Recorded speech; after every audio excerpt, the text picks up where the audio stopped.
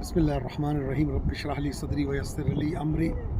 واحلل عقدۃ من لسانی یفقهوا قولی اللہم ارزقنا فی الدنیا زیارت الحسین علیہ السلام وفی الآخرت شفاعت الحسین علیہ السلام۔ کربلا جا رہے ہیں زائرین، اور یہ سوچیے گا بھی نہیں کہ ویزا لگ گیا، فلانے کا ویزا نہیں لگا، ویزا میرا لگ گیا اور میں پیسہ میرے پاس تھا اور میری سفارش تھی۔ نہ نہ نہ، جب تک طلبی نہ ہو، جب تک بلایا نہ جائے، کوئی اس بارگاہ میں قدم نہیں رکھ سکتا۔ بلانے کے مقصد اللہ تعالیٰ ہے، کسی کو بلایا جاتا ہے کہ تم اللہ سے دور ہو گئے ہو، آؤ اس بارگاہ میں آؤ اور کربلا میں امام حسین کی ذریعے سے مس ہو گئے۔ کسی کو بلایا جاتا ہے کہ وہ گناہوں کی وجہ سے دور ہے، آؤ گناہوں کی معافی طلب کرو۔ کسی کو کسی مقصد کے لیے بلایا جاتا ہے، کسی کی بلندی درجات منظور نہ ہوتے ہیں، کسی کی حاجات کی روائی ہوتی ہے، اور کربلا کی زیارت میں جیسے آپ جب سانس لیتے ہیں، آپ چاہیں یا نہ چاہیں، آپ سوچیں یا نہ سوچیں، کچھ چیزیں آپ کے ساتھ جو ہے مثال کے طور پہ آپ چاہیں یا نہ چاہیں، آپ کی جو ہے وہ زندگی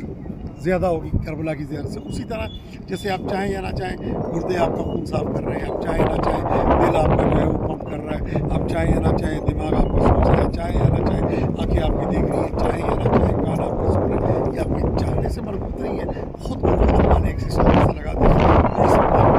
اور بھی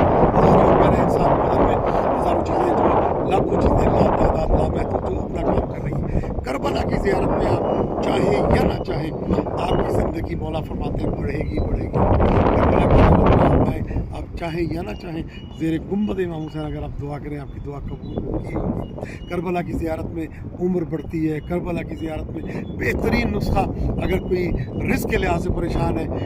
یا وہ مجلس حسین علیہ السلام گھر میں کروا لے، اس کا رزق بڑھ جائے گا، یا وہ کربلا کی زیارت میں آئے۔ کربلا کی زیارت ہو کے جو واپس جائے گا، مولا فرماتے ہیں اس کا رزق اتنا بڑھے گا کہ وہ تصور سے مافوق ہے، عمر بڑھتی ہے، زندگی طولانی ہوتی ہے کربلا کی زیارت میں، بیماریوں سے شفا ملتی ہے کربلا، یعنی اتنی چیزیں ہیں جو کربلا کی زیارت میں ملتی ہے جس کو انسان سوچ بھی نہیں سکتا کہ انسان کی زندگی بڑھتی ہے، بے اولاد کو اولاد ملتی ہے، بے گھر کو گھر ملتا ہے، بے زر کو زر ملتا ہے، اور پریشان حالوں کی پریشانیاں دور ہوتی ہیں۔ مخصوصاً میں آپ سے کہوں گا، جو مشی کے لیے قدم اٹھائیں، ہر قدم جو ہے اس کا اتنا ثواب روایت میں ہے کہ انسان سوچ بھی نہیں سکتا۔ عمرہ مقبولہ کی روایت ملی، حسنات کی روایتیں ملی، کتنے